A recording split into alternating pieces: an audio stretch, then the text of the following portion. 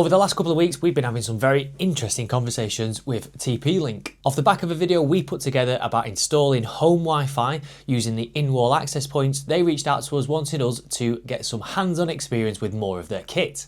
That then lent itself into a conversation from another supplier about the CCTV and security systems that TP-Link have started doing. And while we wait for the network gear to come direct from TP-Link, a local supplier has dropped off some of the TP-Link cameras. And here it is. Now, there's two things that I'll note. This equipment isn't brand new, it's been lent to us by a supplier, so it means it has been opened and used before. So you'll have to excuse the boxes being a little bit battered. This is actually genuinely the first time I've unboxed this since they got it into our office, and it's been here for just over a week. So, in the box we've got a installation guide, which I guess is pretty standard. We've got a template for warning you that there's VIGI CCTV installed. We've got the recorder box itself, a mouse and the power supply for the box. I'm going to assume that they've sent us out a hard drive, and I'm going to assume wrong. The hard drive isn't in there, so I'll just bang one of ours in that we've got in the shop. No big deal. We'll come on to looking at that in a minute. Inside the camera box we've got padding, which is very similar to the Hikvision padding, and then a camera with some wall screws and brackets. Interestingly to note that they've also sent out the brackets for what looked like false ceiling, just in case, I guess, you mount it to a ceiling tile. Now, in terms of CCTV camera, this is pretty standard stuff by today's technology. You've got a pigtail, which you will connect into either a PoE switch or the recorder. You've got a standard turret camera, which will spin on 3 axes, so you can adjust it in any way you want. Most cameras these days are coming with LED technology, and most cameras these days are doing some form as their own colour view technology, and TP-Link just call theirs full colour. Aesthetics isn't everything in the CCTV industry, but it is nice to have a camera that feels well built and is used good materials in its casing. The camera that's been sent to us by the supplier is a middle of the road camera, I presume, as it's the 5 megapixel full colour camera. And like most manufacturers, I assume there'll be a 4K version of this camera as well. But that's enough talking about the aesthetics of the camera. What we're going to do is have a quick look at the recorder, and then I will, with you guys, firsthand set up this recorder for the first time, get it installed on our test rig, and we'll get some day and night footage to see how we think this camera performs. Taking a quick look at the recorder, it's actually quite refreshing to see that TP-Link have adopted a very similar aesthetics to most of their switches. If you've ever installed any TP-Link switches or routers, you will recognise this case instantly. Which I guess is good for their brand recognition. Whenever you walk past a comms cab and you see one of these in, you'll know instantly that that's a TP-Link device. There's nothing else really important to note that comes in the box or came in our box. There's just a power supply and a mouse, which is pretty standard these days to receive with most CCTV kits. The thing that I do like the most is the TP-Link VIGI warning sign that I will be sure to be keeping and not returning to the supplier, because that's going to be stuck up in our office somewhere. But that's enough talking about what we're going to do. Let's get on with it, get a hard drive in this, get it set up firsthand and see how it compares to some of the kits that we already install. First things first, I have installed a hard drive into the case. Now, I actually found that a little bit easier than the Hikvision ones, because instead of wiring that goes to the hard drive and then the hard drive securing to the base, it just slots into a groove that's literally designed for the hard drive. You will note that this isn't a surveillance grade hard drive, it's just one that I could find in the shop. It really doesn't matter for 24 hours worth of footage. The other thing that I'd normally want to do in this scenario is get it installed somewhere on our display wall so that it can sit overnight quite nicely, just recording some footage. But there is no visible holes, which isn't really a detriment to TP-Link in the way they've designed this. I imagine there will be either a bracket to rack mount this, or there will be a wall mount bracket that you can possibly buy, or that is coming at some point. But because of its compact design, none of the exposed holes on the back allow us to put a screw through to fix it to the wall, which in some of our installs is a necessity. But let's get it all plumbed in, set up, and let's go through the menus and see how easy it is to get going. Alrighty then, so that is the recorder all sat in place, a bit precariously balanced on 2 other recorders, but for now we'll glaze over that. This is literally just a test. I might even chuck a zip tie over this just so it doesn't fall off in the middle of the night. But what we'll do, we'll power the recorder up, we'll go through the menu, absolutely live. First time I've seen this as well. And then we can figure out from there if this system's any good. We'll get some day and night footage and we'll check back in. But first thing is, let's give it some power. This is the system all booted up. It's been factory reset before it's been sent out to us, so we can see top left corner. I mean, I'm just doing this blind, just as you would if you were first setting it up. We can give the device a name, so I'm just going to call it Office. And hard drives, it's saying aren't configured.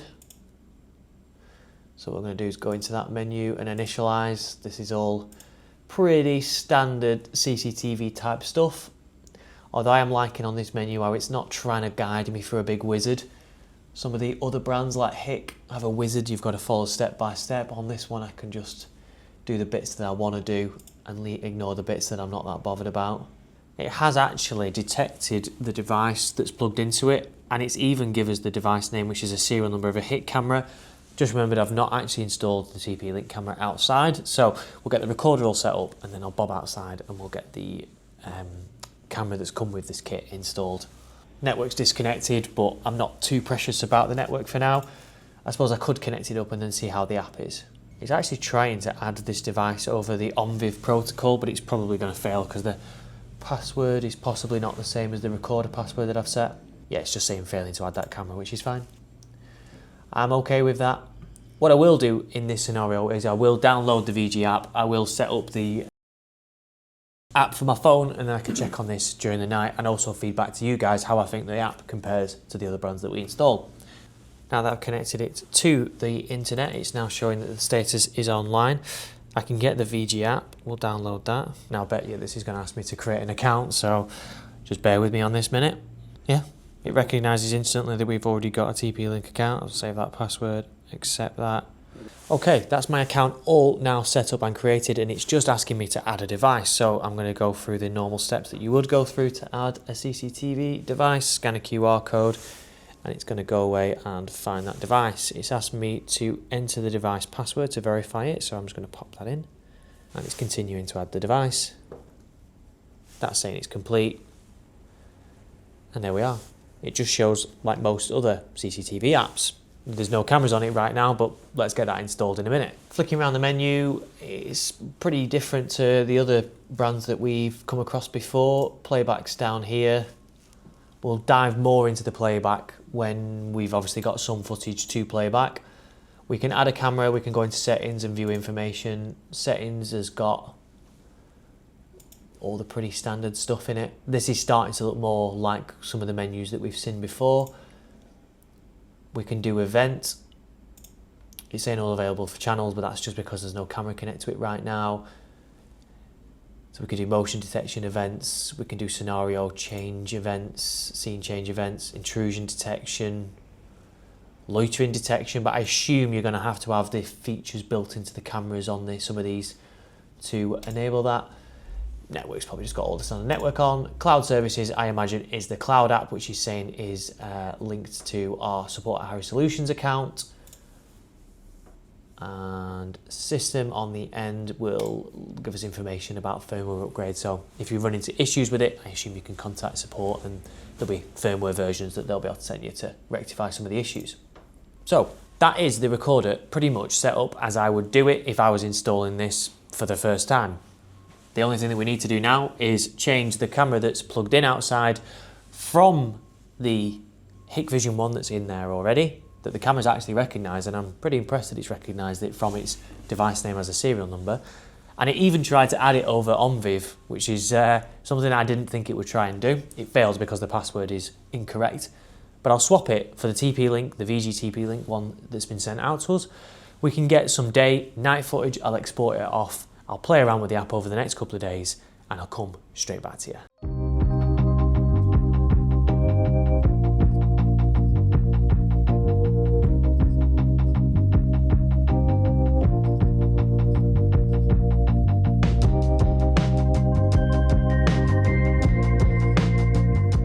The TP-Link VIGI CCTV Kit has been installed in our shop over the weekend, so it's had a little bit of time to capture some footage. So when buying CCTV, there's probably one or three things that you want to know. You want to know how easy is it to use, how good is the footage and how much does it cost. So let's look at all three of those areas individually. Kicking things off with how easy is this kit to use.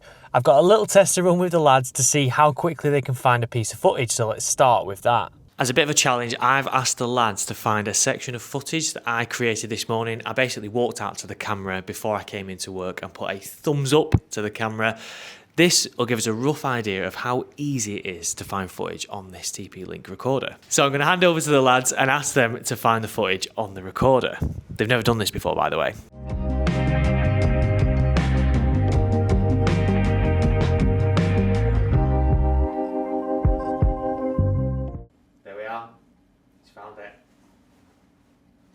Go back to it.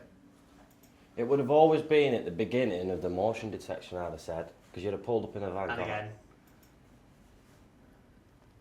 All in all, I think it took the lads about 10-ish minutes to find the footage that I'd created from this morning where I walked out to the camera, which is no more or less time I'd expect on any other type of CCTV equipment. But in all fairness to them, the TP-Link VIGI kit is new to them. That was the first time they'd got hands-on experience, and Connor is a little bit camera shy. But most people don't use CCTV in that way. They don't have it plugged into a monitor or plugged into a telly. The recorder's stashed somewhere in a cupboard, and they rely on the app on their phone. Now, I dropped mine in the bath over the weekend, so I've had to go back to a really old school iPhone 7. Luckily, the VIGI app does work on here, and if I open it and take a look, you can see that the app itself is well laid out. It's pretty easy to use, and menus and functions and features are all in the similar places to some of the competitors' apps. If you select a camera, you'll go straight to the live view just like you do on any of the others. The pitch quality is clear through the app, and microphones instantly kick in so you can instantly hear kind of what's happening outside. One thing I really do like about this camera is the ability to send a warning. So if you log onto the app and somebody stood on your land and you don't want them there anymore, you can hit the alert button in the bottom right hand corner and it will send an alert out to the camera, which is currently going off. Other things that I quite like from inside the app is that the user has the ability to run their own updates for the recorder. So if an update comes out for the firmware, that they can click a button on the app and it will send that out to the recorder to run its own update. But they can also do things like rename the cameras through the app. They can do diagnostics on the cameras through the app, and just little functions and features that we haven't seen on HIC that it would be nice to have just in case the user ever wants to do some bits and pieces for themselves. One criticism that I've got of the VIGI app is that it seems the playback's a little bit more finicky to use than what we're kind of used to. There is no playback button like there is on the HIC stuff, where you go straight to the playbacks. What you do instead is bring up the live view, and then you literally just swipe from left to right, and it will take you to that event. But sometimes it doesn't always work the best, and it can jump back to the current time if it can't find an event that's happened. So it takes a little bit of getting used to, and in all fairness, I think it'd be better if they just created a sub menu within the app where you just hit playback and it just takes you to a timeline view of what's happened. With that being said, underneath the live view, it does show you a list of events that have happened within the last 24 hours. Our shop's incredibly busy on the road out here, so there is a lot of events for us to get through. But if you installed this on a quiet industrial estate or a quiet cul-de-sac for a home, then you'd probably find there's very, very little going on the movement detection, and therefore less footage to troll through. This tiled view does mean that it's much easier to find events through the app than it was for the lads to find it on the recorder. If I scroll back to about 8 o'clock, I can scroll through and find exactly the right event that shows me walking out to the camera. So far for usability or functionality on this VIGI kit, it's not changing the world or setting the world on fire, but we've seen so far that you can find events on it. It's easier to use the app, but there is some room for improvement in there. So let's move on and look at how good the footage is from the day and night. If we take a look at the day footage specifically, and then we'll whiz things on and look at the night footage, you can see that the image that's produced by the camera is of pretty good quality. It's a 5 megapixel unit, so in terms of CCTV, it's a pretty middle of the road type of camera. They do obviously do 4K cameras at the top of the range, which will be crystal clear images, but long gone are the days of the grainy 2 megapixel units. The camera also comes with inbuilt microphones, so you get sound on the recordings as well. The use of colour from this camera is pretty good, and the way in which objects or cars transition through the video are smooth enough. And it's very much the same story with the nighttime images. Nighttime from this camera is full colour, it comes from VIGI's full colour range. So just like Hikvision's colour view, it stays in a full colour image, and that helps us identify objects based on their colour as well as their shape and their movement. So if somebody was to walk towards you on a CCTV image like that, you could say that they were wearing a green pair of pants, but on a black and white image you wouldn't be able to say that. Most brands do colour view technology these days for their cameras, and VIGI is helped by its inbuilt LED lights, which it actually didn't use outside of our shop because of the ambient lighting from street lighting and the other shops on the row. One of the things I picked up on is that we are having roadworks done outside the shop, and there is a pedestrian crossing light shining directly at the camera, which I think is impacting it ever so slightly. As you can see in the right hand side of the footage of the nighttime, there is a darkish spot. It's still visible to see what's happening in that area, but it's just not quite as light as the rest of the footage. However, I'm not sure if that's just being impacted by the fact that the pedestrian light is shining at it. But overall, day and night footage from these cameras is absolutely fine. Again, it's not setting the world on fire, it's a 5 megapixel camera producing 5 megapixel images. But if I was to install this for a customer, I'd be happy with the image quality that it's producing. Which brings us on to the final thing that everybody really wants to know when they're buying CCTV, and that is, how much is it going to cost? Well, I had to actually rerun the calculations a couple of times that we'd had from the supplier just to make sure that what I'm saying is right. And based upon the costings that we've had through, if you were to compare this side by side with a Hikvision system, you'd be saving about 300 quid on just the kit. So that's 2 cameras, a recorder and a hard drive. You'd be saving about 300 quid in comparison to the Hikvision G3 series cameras. And if you compare it to even Hikvision's entry-level system, the high-look range, you're still saving about 80 quid on the same 2 cameras, recorder and hard drive. Which means that if you are looking for a budget-friendly CCTV kit that packs a punch, the VIGI kit might just be the one to go for. I'm going to play around with it in the coming weeks before I reach my conclusion, and I'll possibly do a follow-up video to let you know how I've got on. But let me know your thoughts in the comment section below. I hope you've enjoyed this video. If you have, please hit that like and subscribe button, and I'll catch you guys in the next one.